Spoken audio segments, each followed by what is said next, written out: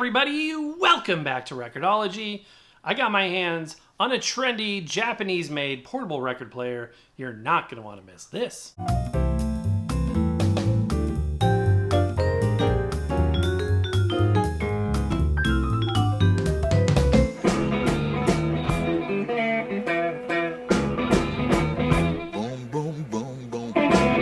Alright, everybody, before me I have a GP-3 from Columbia, aka Denon, and this is from Japan. It's been around YouTube here and there, but I am presenting to you one complete in the box, not new in box, actually used in box, but it's got all its paperwork. We know its entire lineage and history, all that good stuff. So, how this came to be and this video came to be is kind of an interesting story. So let's take a look at the box in closer detail while I explain. So the GP-3 was massively, and still is, massively popular in Japan. First released around 1980 and produced well into the early 2000s. Now there's another version that's available by a company called Anubis that's kind of upgraded. We'll talk about that a little bit. I don't have one of those. But these original GP-3s have a pretty good aftermarket value, even in non-working condition. So the story on how I came to own this was my friend Fardamark was working on a couple of these, and he saw a listing on eBay, and we ended up going for it. There was multiple units being sold as a lot in parts only condition, and we went in on it together. And he did some work kind of refurbishing it. It hasn't been fully rebuilt, but it's in perfect working order.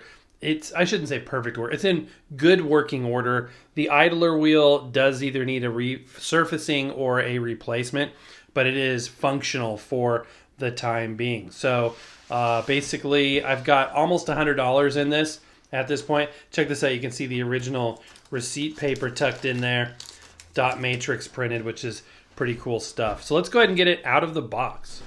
And he was really interested in him as a practical, obviously all the writing is in Japanese for obvious reasons, but it's a simple enough unit. Even I should be able to operate it.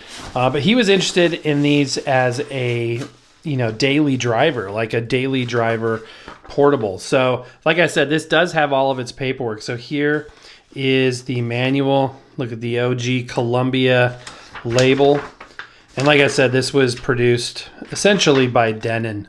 It can be played in a carrying position or upside down. Mine doesn't have the clip that enables that, but the spindle will have a little groove on there, so you could put that in there and play your records upside down if you wanted to do that. I don't really envision myself doing that, but I sleep a little better at night knowing that I could, because that's important to some. Some more paperwork here, probably a quick start guide. Not 100% sure. I could use the Google Translate app with the camera and take a quick peek. This looks like it might be like a... Oh, look at this. Phone, because we got phone numbers and websites and things. Probably depending on what region you are in.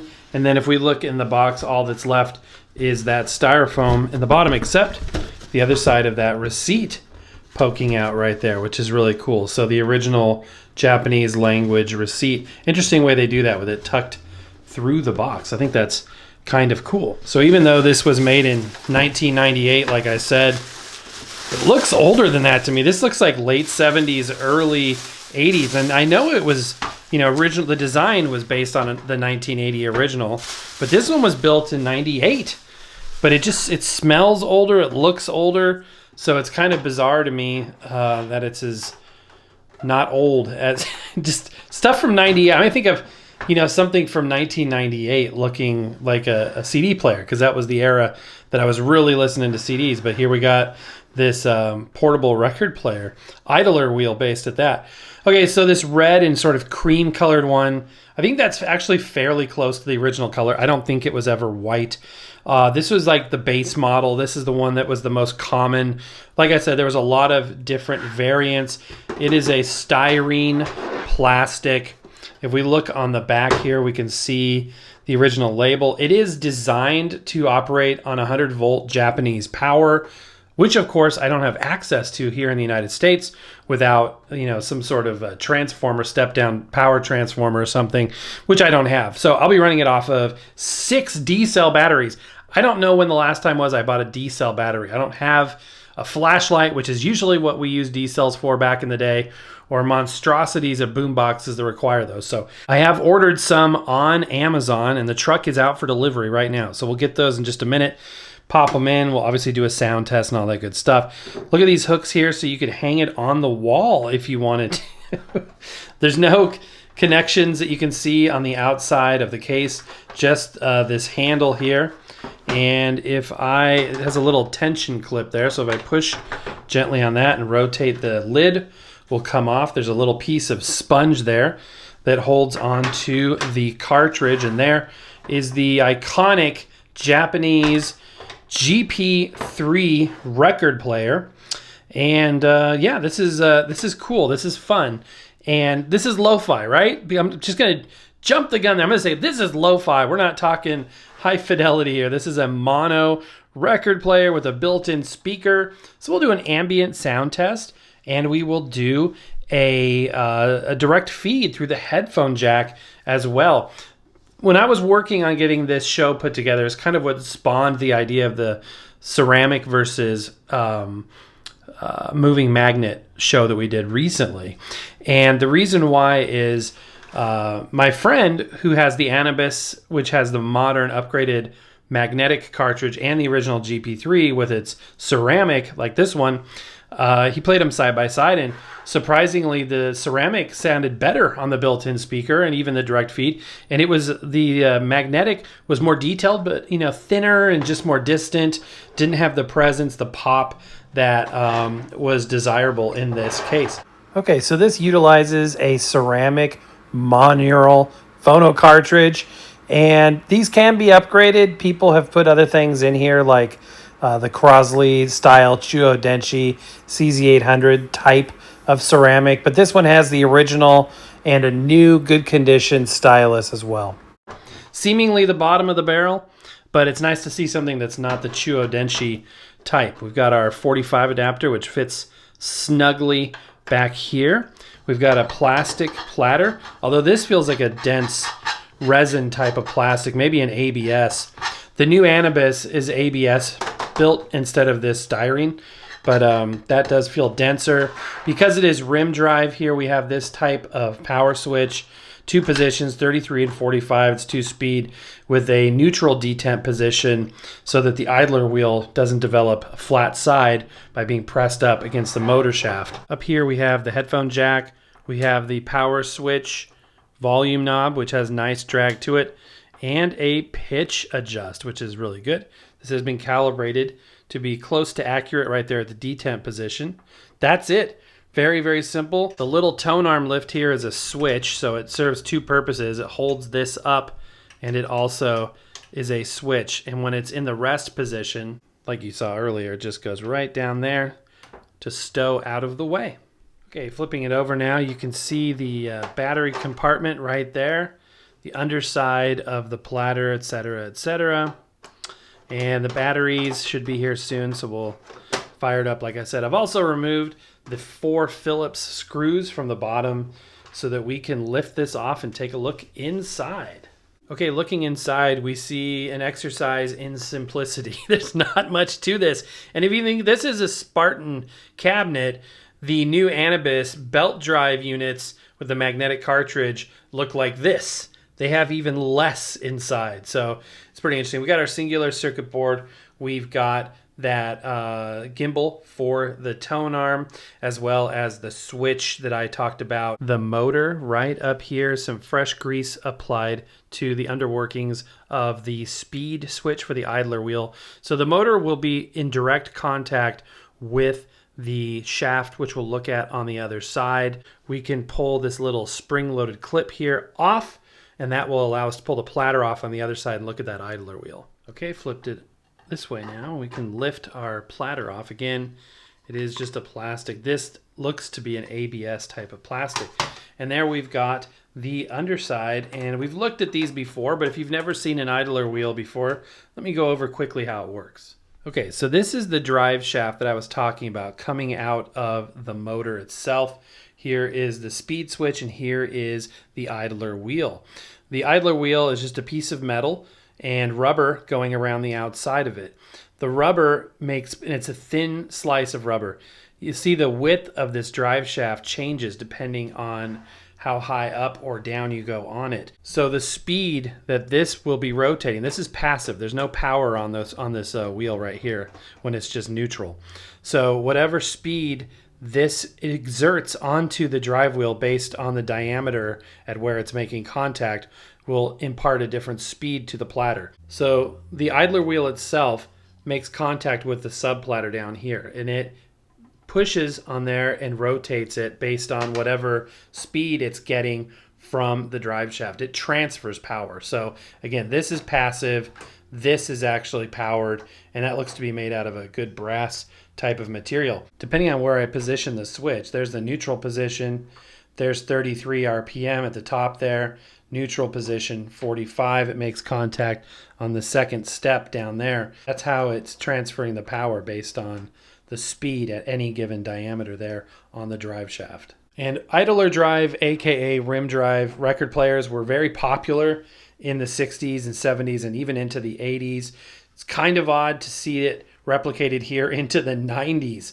Now, amazingly, even though this is a very recent example of an idler drive, this does wear out. It's very susceptible to environmental conditions. That's why some CDs get disc rot, some don't. Some belts disintegrate, some don't. Humidity, temperature, things like that. So this particular one is a bit hardened and it could stand to be replaced. The reason why you want to keep it soft and supple is that it will be quieter in running power to the platter. If you have a hard, dry wheel here, idler wheel, what happens is it sometimes slips on this, so you get wow and flutter issues if it does not make good contact with that shaft. And then it can also transfer a lot of rumble if it's not soft and squishy. Now, you don't want it really soft and squishy, but you want there to be a little bit of a give. This one is pretty hard, but I've seen a lot worse.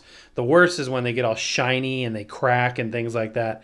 I think this one will be okay for our purposes. But the wow and flutter numbers may be a little bit higher because of the fact that this rubber is a little bit hardened. Good news, I was just notified that Amazon has dropped off something on my front porch, and I'm thinking it's our batteries, which is great timing. Because I am way too ADD to do what Techmoan does and be like, I'm going to order parts and wait a week and continue filming. I have to do it all at once. That's just the way I am. So, all right. I think we are in good order here. We've got a little bit of lubrication on the spindle itself, the bottom of that shaft there, so we get good rotation. We put this thing back together. It's always very satisfying when you're watching a YouTube video and you don't have to watch them screw the screws back in. It just is done for you. So I'm bringing you that right now, but not before showing you how well lubricated this is. Like, check this out. This is a plastic platter, okay?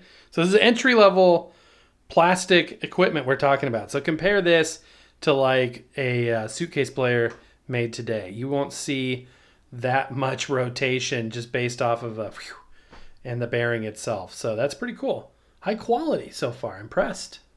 Look at that. Still going. Still going. Still going.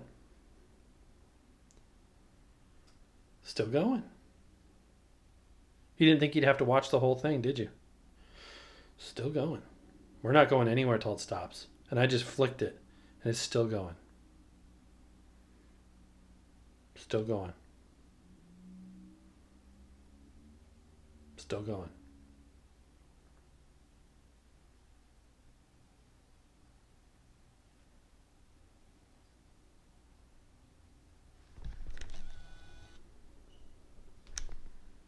Still going.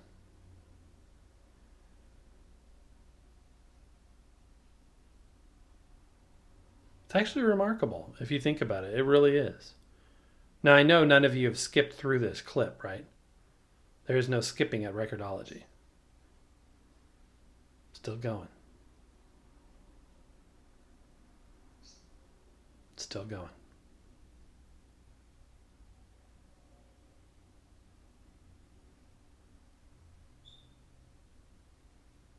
still going.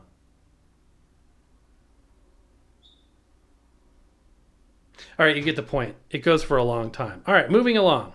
Based on the markings on the back of the speaker here, which you can clearly see is 8 ohms and 2 watts, it could be Coral. Coral used the RG moniker. It could also possibly be Pioneer.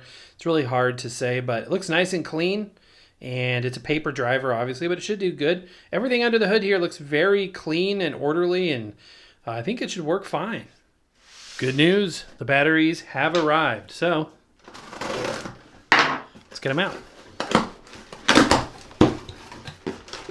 Man, I have not bought D-cell batteries in a long time. Rayovac. Slightly, I think I saved $1 off of Duracell, but I'm all about saving $1. Besides, after investing in this a bit, I kind of needed to save $1. All right, those are actually kind of pretty batteries. All right, last one going in. We've now considerably increased its weight, but the good news is we can actually turn it on now. So that's a great feature. Also new to me in the process of this is this record here. I've never heard of this artist, but it looks cool. Link Ray and the Raymond. Oh, looks like it's a gatefold with 2 records, a double 45 it says. This looks cool. I like it. All right, you know what? We could use this 45 adapter, but I'm just inclined to use this one. Hey, by the way, we still make these. This adapter's where it all begins. Your vinyl dreams are calling out loud. Be the king, be the queen of the record crowd. Record-ology's got what you must embrace. A 45 adapter to rock the place. As soon as I lift the tone arm off of that little switch there, it activates the rotation of the record. And in terms of motor noise, yeah, you hear a little scraping noise that would improve if I put on a upgraded that idler wheel, but it is what it is. All right, let's go ahead and just drop this here for a second. Probably can't use too much of the music, but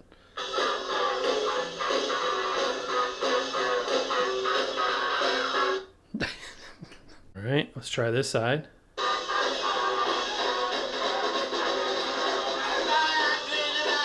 It's a loud record. That probably sounded really good on a bigger system.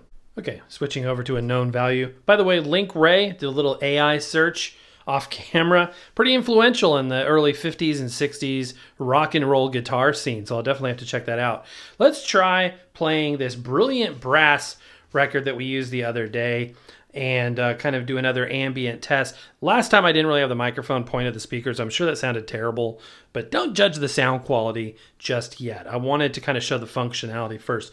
So you put a 12-inch record on here. Yes, it can handle that, no problem. However, how do I change speeds? Well, it's right under there. So you gotta change the speed before you put the record down. No big deal, not a huge deal. And again, there's that little groove. Let me show it hopefully a little clearer.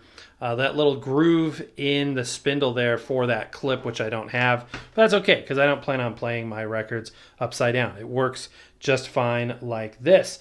So now that we have switched speeds, let me go ahead and point the microphone this time at the speaker. And you can give it a little bit of a judgment, the sound quality of the built-in speaker with a little mono ambient sound test.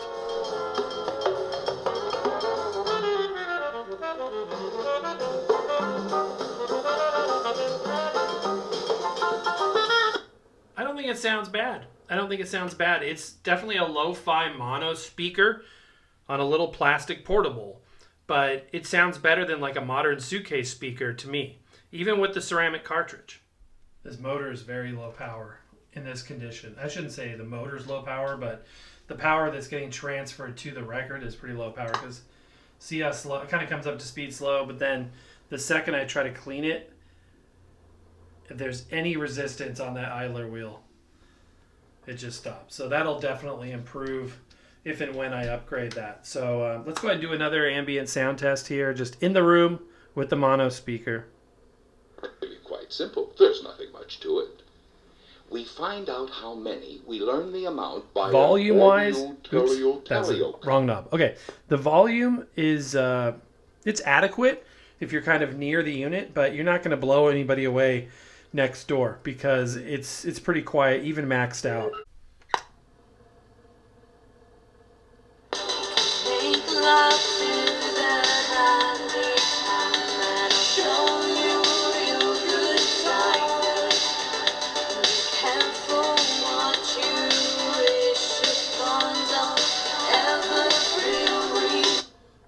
sound in the room to me is very fine. It's very acceptable for what it is. I mean, it's not bad, especially with spoken word.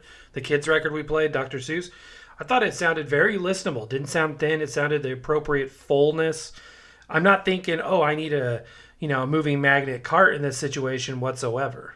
And because I know you're curious, about 6 grams of tracking force. That's on the heavier side. Definitely on the heavier side, but I wouldn't expect it to do any overt damage. Because this is a down and dirty, bring it with you when you're crate digging, going over to a friend's house, want to show them the latest 45 kind of a record player. Speaking of records, we did the ambient sound test a minute ago with this, but we'll be using this for the direct feed as well. This is Emil's telegraphic transmission device, Lovers on TV, direct feed sound test. And judge for yourself. Is this a listenable item? Is this something you would be interested in?